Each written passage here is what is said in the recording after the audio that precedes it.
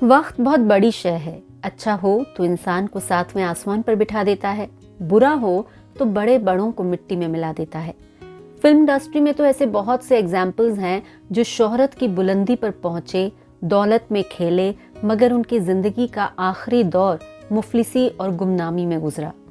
ऐसे ही संगीतकार थे दत्ताराम बाबूराव नाइक, जिन्हें आमतौर पर एन दत्ता के नाम से जाना जाता है।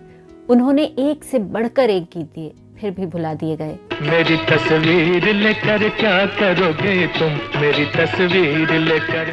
सारे जहां से अच्छा हिंदुस्तान संभल रहेगी तड़पने और एन दत्ता का जन्म 12 दिसंबर 1927 को मुंबई में हुआ था। वो करीब 1 साल के थे जब वो अपनी माँ के साथ अपने मामा के पास चले गए। उनका बचपन वहीं गुजरा क्योंकि उनके पिता की मौत उनके बचपन में ही हो गई थी।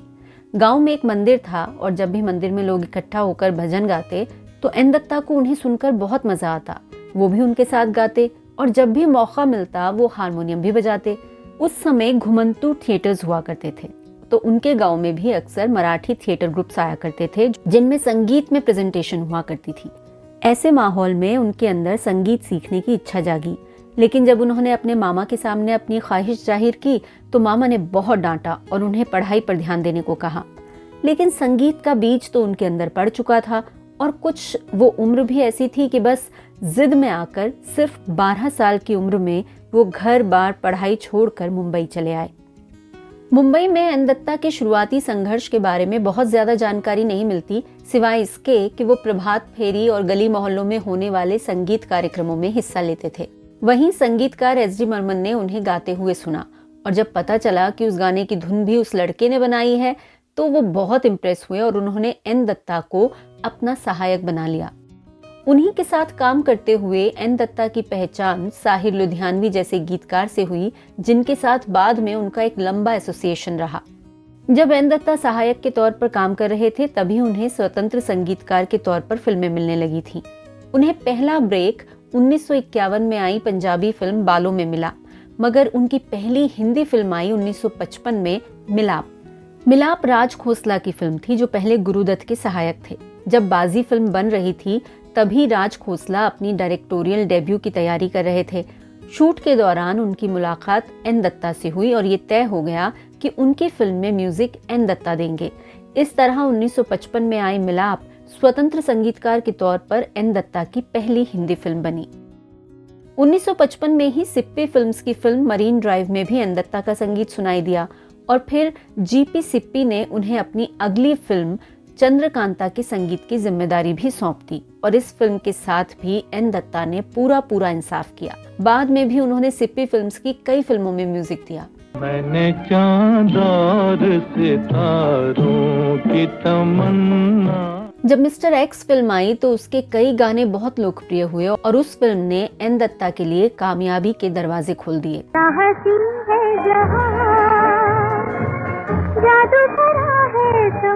कहते हैं बी.आर. चोपड़ा ने मिस्टर एक्स के संगीत से प्रभावित होकर ही उन्हें अपनी फिल्मों में संगीतकार के रूप में चुना था। ये उस समय की बात है जब नया दौर का संगीत हिट हो चुका था, मगर रॉयल्टी को लेकर ओ.पी. नैयर और बी.आर. चोपड़ा के बीच कुछ मतभेद हो गए थे। इसी वजह से बी.आर. चोपड़ा किसी नए संगीतकार की तलाश में थे और उनकी तलाश पूरी हुई एन दत्ता पर जाकर। कहा यह भी जाता है कि उनके नाम की सिफारिश साहिर लुधियानवी ने ही की थी, जो उस समय अपने टॉप पर थे। चोपड़ा कैंप से जुड़ने की वजह कोई भी हो, पर जब ये तीनों मिले तो इस संगम ने कमाल की फिल्म दी, साधना, जिसकी सफलता ने एन दत्ता को अव्वल नंबर के संगीतकारों के साथ खड़ा कर दिया। औरत ने जन्म दिया मर्दों को, आज क्यों हमसे पर्दा है जी, आज क्यों हमसे। जब भी एन दत्ता को अच्छे शायरों का साथ मिला उनकी धुनों ने कमाल किया, फिर चाहे वो जानिसार अख्तर हो या मजरूह सुल्तानपुरी। मैं तुम्हीं से पूछती हूँ, मुझे तुमसे प्यार का जहां हो, छोटा सा मकान। साधना की कामयाबी के बाद एन दत्ता सिप्पी फिल्म्स के साथ साथ चोपड़ा फिल्म्स के भी प्रतिष्ठित संगीतकार बन चुके थे। ये एन दत्ता का पीक टाइम था। हर निर्माता निर्देशक उन्हें अपनी फिल्म में लेना चाहता था। भाई बहन, ब्लैक कैट, धूल का फूल, धर्मपुत्र, दीदी, नाच घर, जालसाज, मिस्टर जॉन और दो भाई जैसी फिल्मों में उनका संगीत सुनाई दिया, जिसे लोगों ने बहुत पसंद किया। वो उनकी जिंदगी का सबसे व्यस्त समय था। यहाँ B.R. चोपड़ा की दो फिल्मों का जिक्र करना जरूरी है। एक तो वो जो एन दत्ता की सबसे मशहूर फिल्म कही जा सकती है, धूल का फूल।